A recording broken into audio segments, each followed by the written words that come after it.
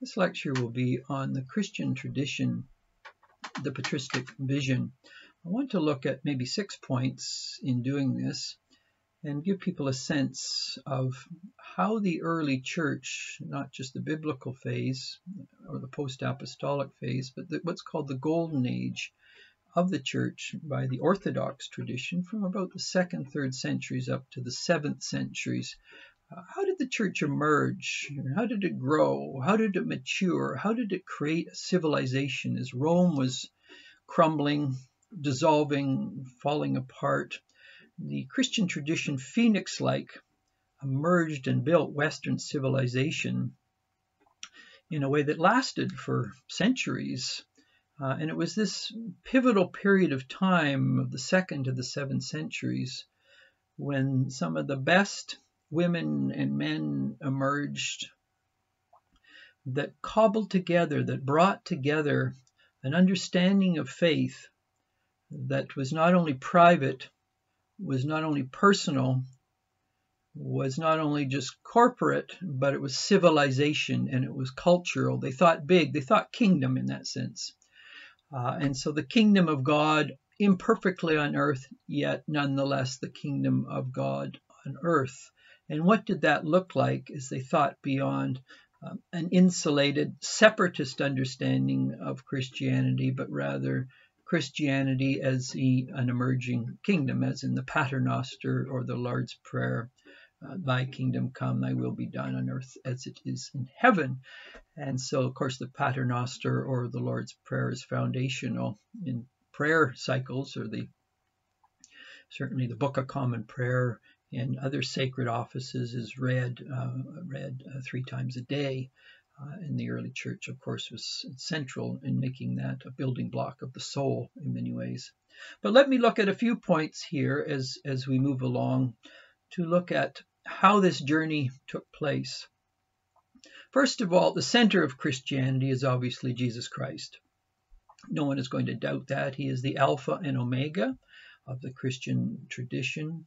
But he came as an affront to the Jewish tradition because Christianity emerged from the womb of Judaism, but it is a distinctly different religion entirely from Judaism. And what is the core of that distinct difference which makes Christianity, Judaism, and after, of course, by the 7th century, Islam emerges. Actually, Islam and Judaism have far more in common than both do with Christianity. The heart of Christianity is God becoming human in Jesus Christ, so that humans, as they participate mystically in the very nature of Christ and the mystical body of Christ, the one holy Catholic and Apostolic Church, become divinized. It's what's called in Greek theosis, or divinization or deification.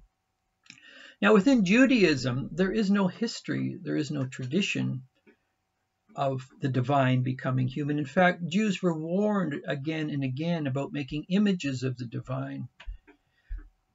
You go back, obviously, to Moses and Sinai and many of the injunctions and the commands that any image, any idol, anything that tried in a finite way to embody, to portray the infinite was at the heart of idolatry. And so the whole conditioning of Judaism is one consistent and massive warning about anything claiming either by image or by word, or particularly by a human claiming to be God.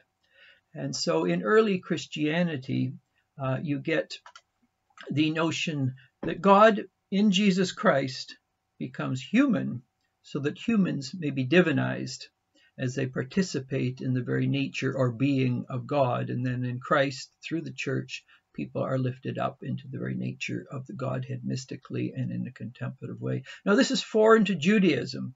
Judeans could accept Jesus as a prophet. They had a whole lineage and line of prophets, the major prophets, the minor prophets, the oral prophets. He could be a sage, a rabbi, a reformer. So there would be no difficulty, even though he would be challenged as a prophet, but they would have no problem as seeing him as a prophet. in that sense, because there is a tradition there of understanding reformers, sages, rabbis, as still within the tradition. They may differ on the content of the interpretation of the Hebrew canon, but they still worked within a fairly accepted interpreter hermeneutic of the Hebrew canon. But to claim, as Jesus did in his interpretation of the Hebrew canon, that he was fulfilling texts that reflected his divine status, this was an anathema. This was a heresy to Judaism. Very interesting to understand that also Islam, when you get the Quran, for example, Muhammad, like the Jewish tradition, can see Jesus as a prophet, and when it goes through various surahs in the Quran, he's accepted as a great reformer. But certainly the notion that the divine becoming human so that humans can be divinized is foreign to Islam as it is to Christianity. And in that sense, early Christianity in its Christological sense and at the heart of it is much closer to Eastern religions and the great myths of world traditions. Gods becoming human. So you go into the Nordic story, Thor becomes human, Loki comes to humanity, Aphrodite, Apollo, Dionysius. These Hindu tradition, Vishnu becoming human, the avatars within Indian thought. So Christianity is much closer actually to the great mythic traditions of other Eastern and European traditions than it is to Judaism and Islam itself. George Grant, one of our great Canadian public philosophers, one asked us, what is your understanding of Christianity to other religions? He says, I'm closer to the Hindu wing of Christianity, which seems at first sight somewhat offsetting because most people think of Christianity as a child of Judaism, not of the Hindu wing or an Eastern tradition in that sense. And so the first point to note here in the Christian tradition is Christianity through Christ comes as an affront, comes as a heretical movement, both within Judaism and by the 7th century within Islam itself. And so Judaism and Islam are much closer as religions than is Christianity to either, Christianity being closer with the notion of the divine becoming human to variations of Hinduism, Greek mythic traditions, Nordic traditions, and many other civilizations and cultures themselves.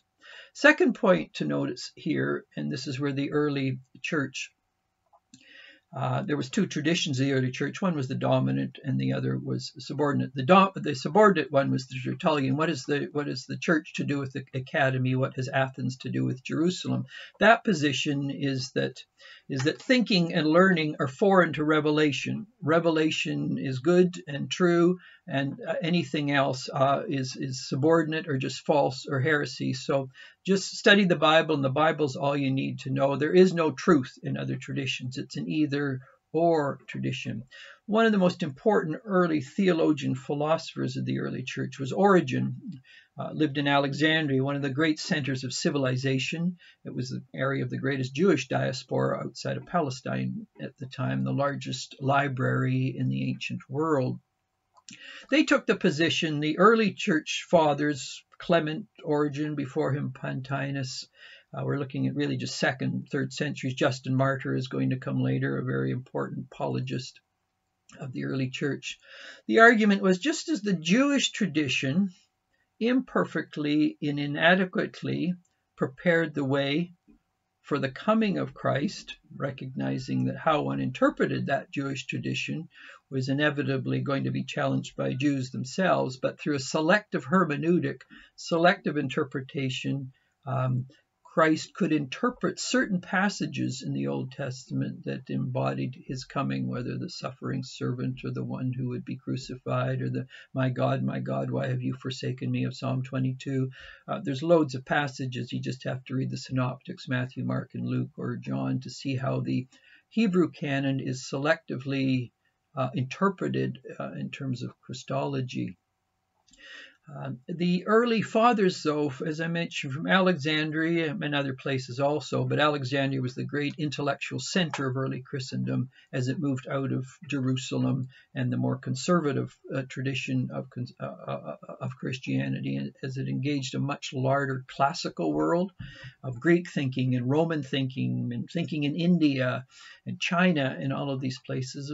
So just as the Jewish tradition was an imperfect preparation for the coming of Christ. So is the Greek tradition, so is the Roman tradition, so is the Chinese tradition, so is the Celtic tradition, so is the Indian tradition. All of these were, what the word was used here is logos spermaticos. The seed of the word was in all civilizations, awaiting the sun of truth, the light of the sun of truth to germinate the seed, to break through its shell and to burst forth. And so the spiritualities of all tradition, it's called common grace or general revelation within the Christian tradition. So it was not, the early church fathers were not either or, revelation of the Bible versus pagan traditions, right versus wrong. All of these traditions were imperfect longings and desires and hungers for something greater and fuller or more Catholic. Remember, Catholic just means kataholos, according to the fullness, according to the whole of all things. And so the early Christian apologists, in that sense, saw that God, through grace and throughout time, had prepared through all civilizations and cultures an opening within their histories by which, in the coming to be of Christ, the fulfillment of their histories, their traditions could be known. So there were hints, there were traces, there were crumbs in all traditions. And so the early Christian thinkers, theologians, philosophers, in that sense, were not either or when it came to their culture or to their civilizations or to the spiritualities of their time. Their question always was, well, what is the truth in these historic cultures, religions, traditions in which we can begin interfaith dialogue with them in terms of their heritage? So they're not speaking into something which is totally wrong, that has no truth in it whatsoever. It was a both and, but an attempt to see how a grace fulfilled nature in that sense. And so when we get a tradition, sometimes in Christianity, it's the Bible versus civilization. The Bible versus, of course, you always ask whose interpretation of the Bible. That's always a big question when people claim to be speaking for the Bible, and yet Protestantism itself is so divided on how it's to be interpreted into just thousands of denominations and interpretations. So whenever you hear someone says, well, the Bible says, you want, of course, to say, well, someone else obviously is going to see that quite differently than you do, and why is that the case? So whose version of the Bible? This becomes a serious dilemma with the 16th century, with Luther, Calvin, Anabaptist, Baptist, etc., all claiming the Bible is their authority, but differing on how that's to be interpreted. And so the second point to note here, if the first point, you can see the Christological core of Christianity comes as an affront both to Judaism and eventually to Islam. It's closer, in fact, to other mythic traditions of other religions. Point two is that the notion of all these great traditions were preparations, in that sense, for a much greater story to come into being. A third point here is that the early church never had the Bible as we would know it. When most people think the Bible today, that did not exist for the first 4th century in a formal sense until it was canonized at Nicaea. And there's a danger of projecting the present onto the past and assuming that they had the Bible as we know it now, which of course was not reality. It's only in post 15th century Gutenberg that in fact you have the Bible becomes more available. Even then, after that, the Apocrypha was included in most Bibles as you move later. Even in the King James Bible, for example, which became the standard English one, it was included for many centuries, and only until a couple of centuries ago was the Apocrypha pulled out of the King James text itself. And that says a lot about a certain tradition, small t tradition within Christianity, which excludes certain books which were accepted by the historic church. But in the early church, there was no canonized text, much less a text available. A couple of things to note here. In the early church, first of all, literacy was very high, so most people couldn't read. Secondly, texts themselves, parchment, vellum, very, very expensive, so very, very few people had access to them. So then how did the early church discern and decide what was the essence of faith, and how was it passed on to those who were part of the growing church in various dioceses throughout the Mediterranean and moving into India, up into China, into Europe, all these places. There was not a standard text. Well, there were various means of doing that. First of all, there was the liturgy. Liturgy just comes from two Greek words, the laos, the people, ergon, the work of the people. The work of the people learning through weekly meetings of the people of faith, what is the essence of faith? And so the liturgy was repeated again and again in terms of what's the essence of faith? What is secondary? What is tertiary? Be focused on. And so this was repeated again and again. And this is why the historic churches are deeply liturgical. They're deeply historical.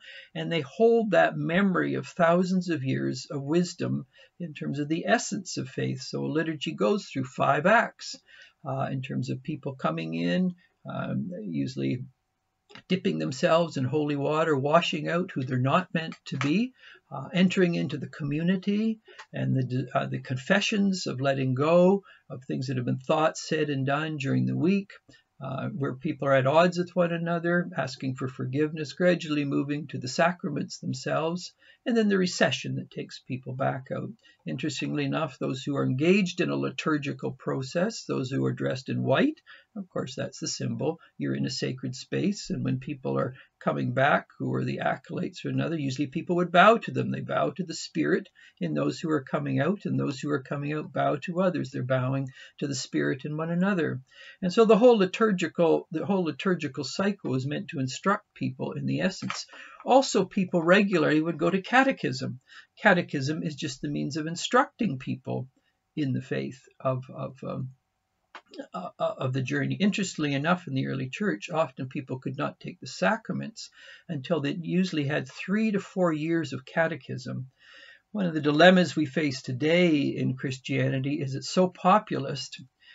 Most people of faith know very little about, in a substantive way, the history of their tradition, how they are instructed in their faith, and how they live that faith in a meaning world. Well, catechism was an attempt to help people at a theological, an exegetical, a philosophical, a liturgical, a political, an economic, a literary way understand what the faith was meant to be.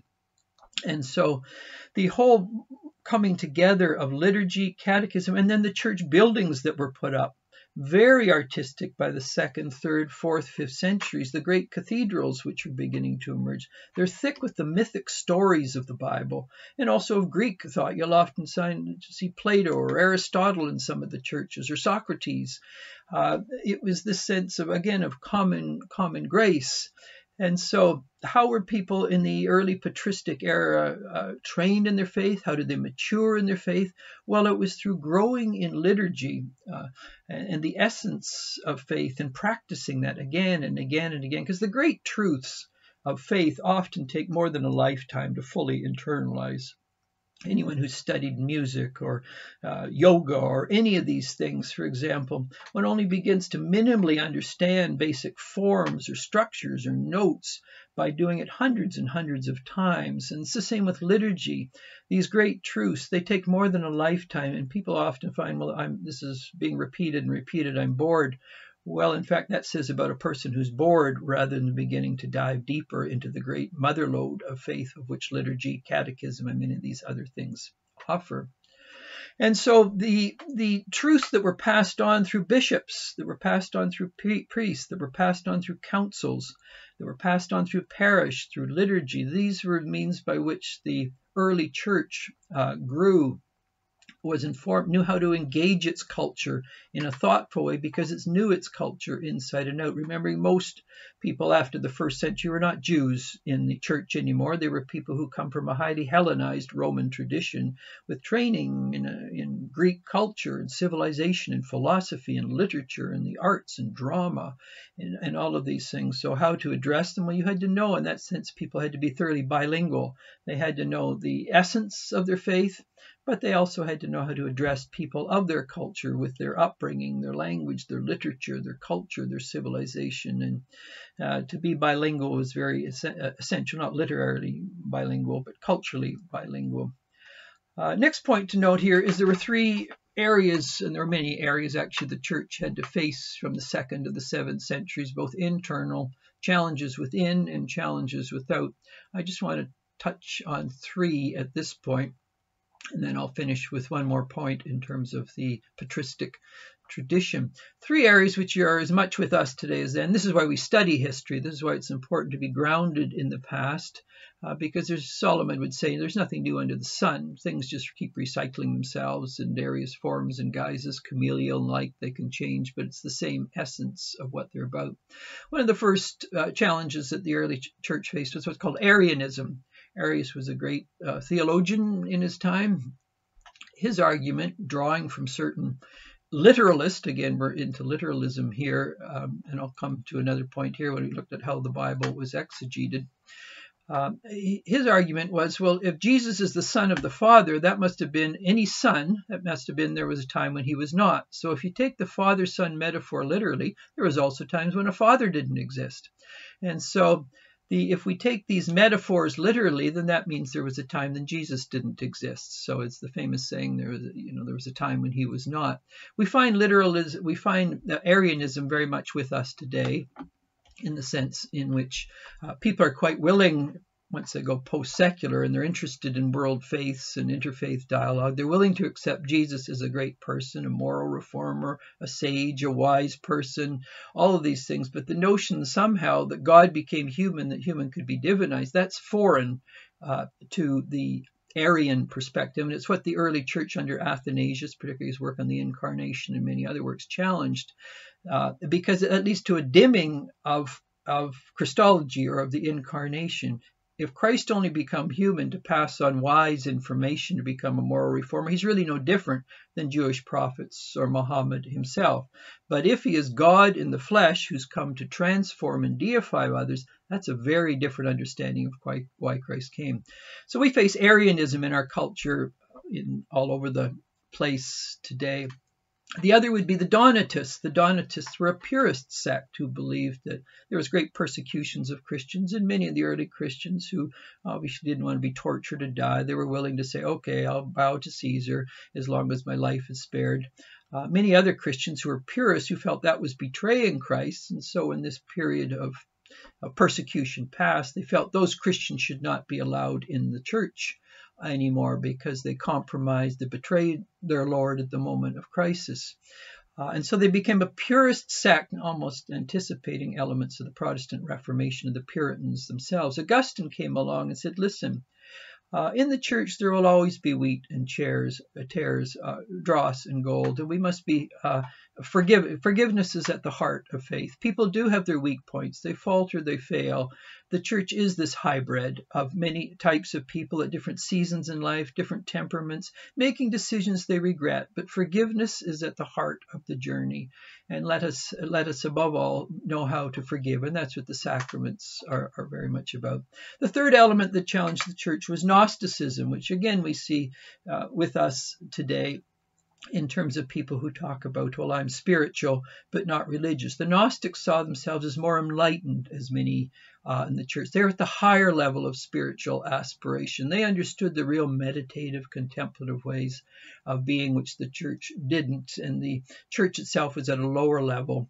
And so why would anyone be concerned with religion in that sense, or the church? These were compromisers. This was a lower level. The enlightened Gnostics, Gnostic just meaning to know, but to know more than anyone else.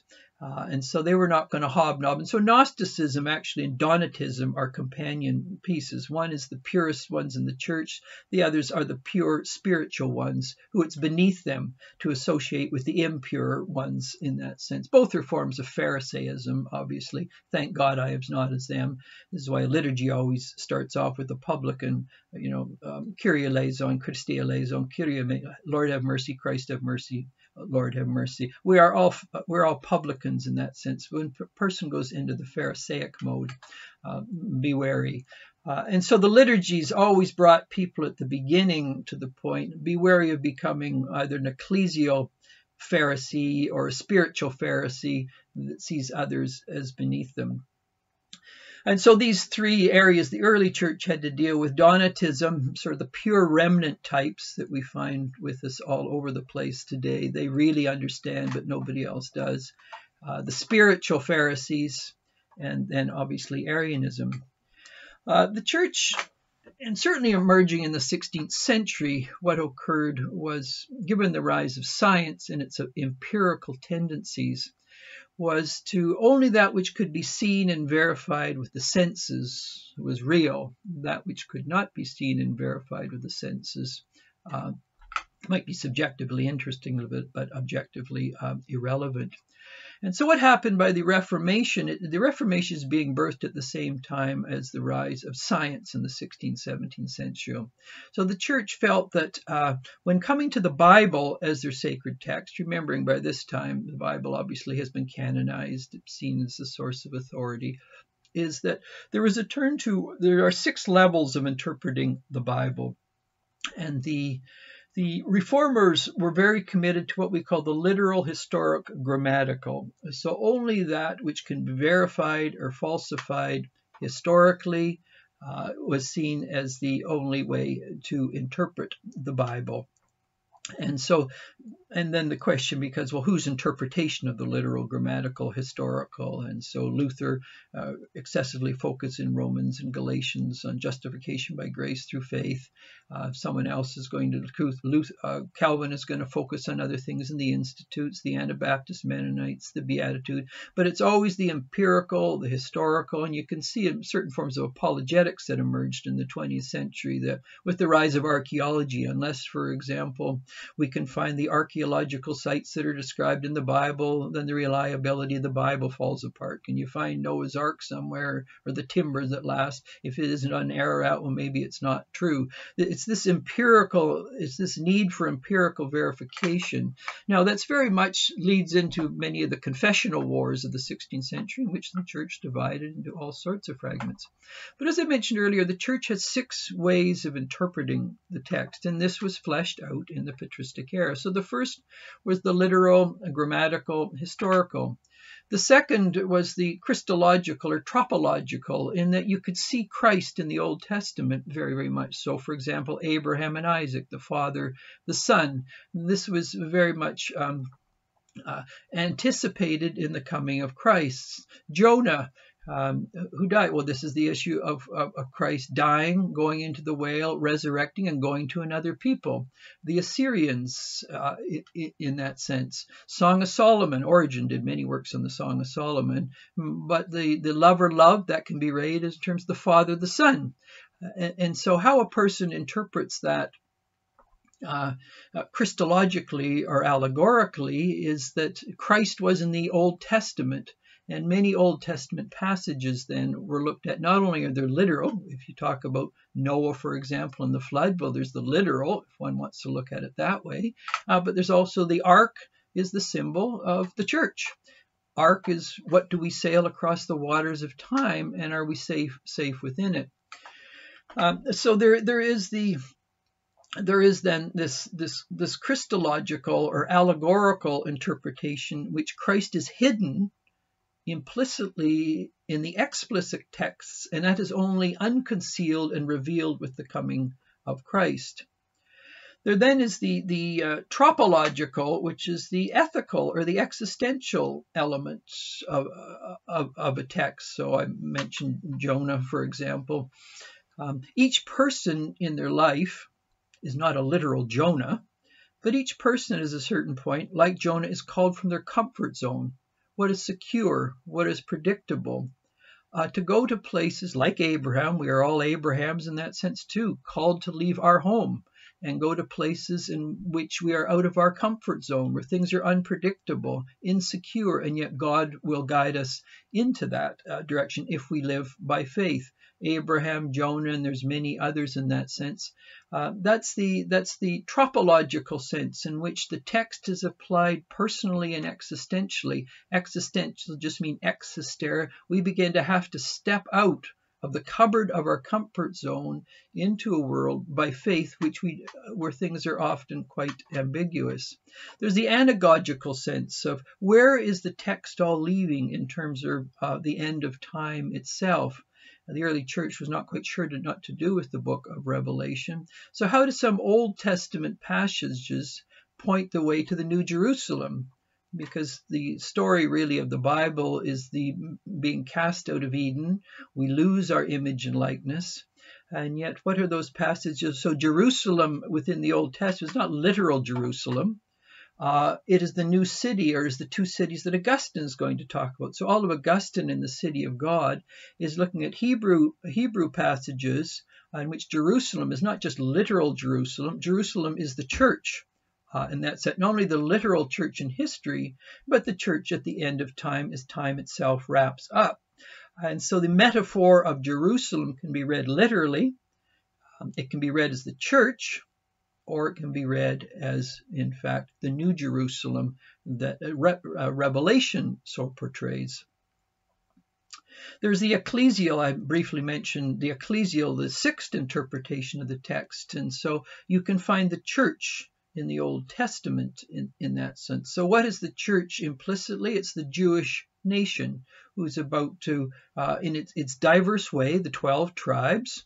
Well, this is the diversity within the unity of the church that, in fact, is already at work in the Hebrew canon, or the ark. I mentioned earlier, the ark can be read individually, existentially, is what is the craft we are on as we sail through the turbulent waters of time, and can we be faithful to stay on that craft, or do we jump into the waters of time and are tossed to and fro by the winds and waters of time? And so we are provided an ark, but the ark is also the symbol of the church. This is why in many church buildings classically, the church is built in the form of an ark. There's the nave and the transept. It's drawn right from the Noah's story. And then there's the mystical tradition. One of the most important texts of the Bible for the church was the Song of Songs. At a literal level, the Song of Songs is about a lover, a loved relationship. It's a very sensual, sexual text. And that can be read, obviously, at a very enticing and enthralling literal level, not to be denied. But there's also the Christological read of Song of Songs. So what is the lover, the loved? Well, that's the mystical journey of Christ and the human soul, and the dalliance and the dance, and the evocative relationship between the two on their journey, the intensity, the passion of it, the commitment of it. So the Song of Songs can be read at that level. It can also be read as the Christ and the church, and the relationship of the engagement of Christ in the church, and the multiple metaphors which are used. Bernard of Clairvaux, a great Cistercian writer, he began to exegete and he drew from the fathers, really from Origen, as I mentioned Origen earlier. Origen's great work on the Song of Songs is one of the most magnificent works of exegesis that but Bernard only got to chapter 3 in the Song of Songs itself, and in the many works he wrote, and he looks at the relationship of Christ and the church in the Song of Songs. Song of Songs can be pointing towards the end of a relationship, or the telos. Where is all this intensity going in terms of fulfillment or maturation, or the great unity or the mystical union of Christ and the church? And so these many different layers of Song of Songs can be seen beyond just simply the literal, the historical, the church never ignored that. It just said that's one level of interpreting the text itself. I might just end then with one more thing in terms of patristic thought, was their political vision. There's a tendency, certainly against certain Muslims, I might add, to assume inaccurately and inappropriately that by the 2nd, 3rd, 4th, 5th centuries, Christianity was increasingly being compromised. It had lost its fire. It needed to be reformed. The great vision of which Christ and the disciples once held had become compromised, and the faith was in need of reform, a new light, a new prophet to come to revive it. And so within 7th century rise of Islam, the argument was that the Prophet Muhammad had come to reform decadent Christianity. Well, nothing could be further from the truth in both Western Christianity and Eastern. This period of time from the 2nd to the 7th centuries was an immense period of political thinking, in Christianity, whether we're talking about Augustine or Ambrose, who are a little earlier, Benedict, Jerome, and those who followed them in the West. They were concerned with political issues, with poverty, with war, with how to build a civilization in a meaning way, the great arts and cultures and civilizations and texts. In the East, you had the four great fathers and mothers of the church, as you did in the West, particularly of John Chrysostom, one of the most powerful reformers in Constantinople at the time, and the orphanages, Gregory of Nyssa, Gregory of Nazianzus, and Basil, one of the brothers.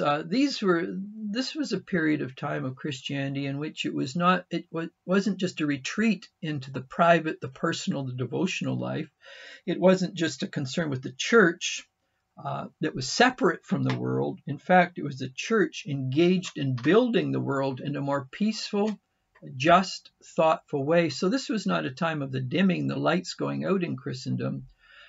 It was, in fact, a time when the big vision of Christianity was turning into a civilizational vision. Now, of course, Muhammad begins his work in Mecca, Yathrib, or Medina, in Saudi Arabia. So to some degree, he's out of touch with these larger issues going on in Christendom at the time. And so, interesting enough, Muhammad's version of the deterioration of Christianity has a lot in common with certain Protestant notions of what's called the Constantinian fall thesis. But that's not how the early church has ever understood itself. That's a fiction of the 16th century. And so in sum, the Christian tradition in the big sense, as it worked itself out in the patristic era, it's a period of Christology, which is very different from Judaism and what was to become Islam at the time. It was an understanding how people are trained and mature, of character formation, and how this takes place through catechism, liturgy. It was a time of interpreting the Bible in a variety of sophisticated and nuanced ways. It was an understanding as that all civilizations and cultures had much good in them, and it was the role of faith to see how grace fulfilled nature, or natural law in that sense. And so the patristic era, which laid the foundations for Christendom and Christianity. Sadly, so many people who come out of a Protestant or an evangelical tradition, they know nothing about that particularly mother lode of tradition, and in that sense they become rather bereft and immature and participate in the memoricide which the Protestant Reformation and the Enlightenment project that followed from that has brought to many people today in our late modern and postmodern culture.